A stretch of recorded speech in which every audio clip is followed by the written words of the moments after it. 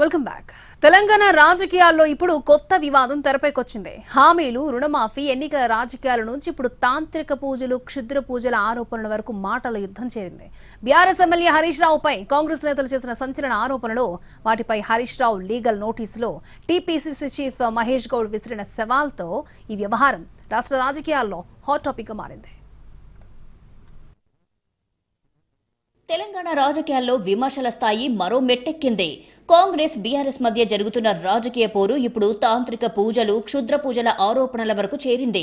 Congress MLC Addanki Dayakar, TPCC media committee chairman సామ రామ్మోహన్ రెడ్డి చేసిన వ్యాఖ్యలు ఈ వివాదానికి తెరతీశాయి. బీఆర్ఎస్ ఎమ్మెల్యే హరీష్ రావు కర్ణాటకలోని శివమొగ్గ, తమిళనాడులోని తిరుచిరాపల్లి ప్రాంతాల్లో రహస్యంగా తాంత్రిక పూజలు నిర్వహించారని కాంగ్రెస్ నేతలు ఆరోపించారు. తెలంగాణలో వర్షాలు పడకుండా రైతులకు నష్టం జరగాలని కాంగ్రెస్ ప్రభుత్వంపై ప్రజల్లో వ్యతిరేకత పెంచేందుకే ఈ పూజలు చేశారని విమర్శించారు.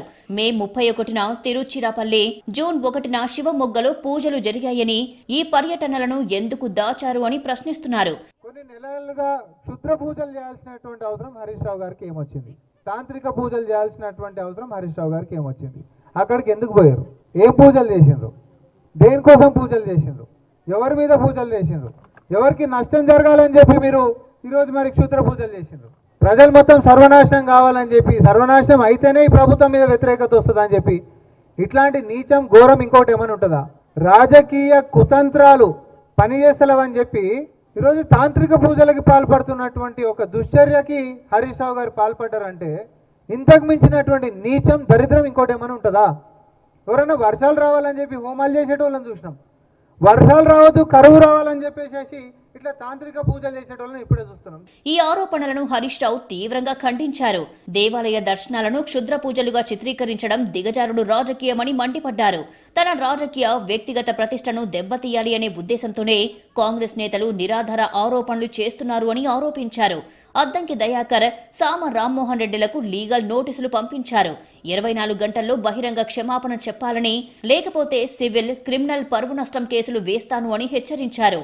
పవిత్రమైన మూకాంబిక అమ్మవారి ఆలయ దర్శనాన్ని క్షుద్ర పూజలుగా అభివర్ణించడం హిందూ సాంప్రదాయాలను, కోట్లాది మంది భక్తుల విశ్వాసాలను అవమానించడమేనని బీఆర్ఎస్ నేతలు మండిపడ్డారు. ఏం మాయరోగం వచ్చిందో నాకు అర్థం కావట్లే కాంగ్రెస్ పార్టీకి.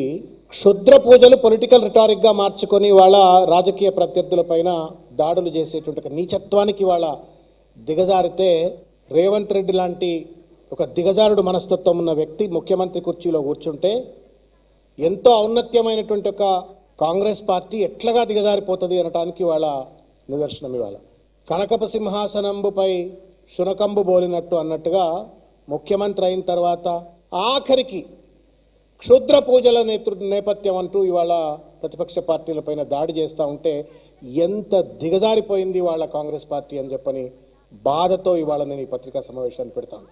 అయితే హరీష్ రావు లీగల్ నోటీసులకు తాము భయపడబోమని టీపీసీసీ అధ్యక్షుడు మహేష్ గౌడ్ స్పష్టం చేశారు.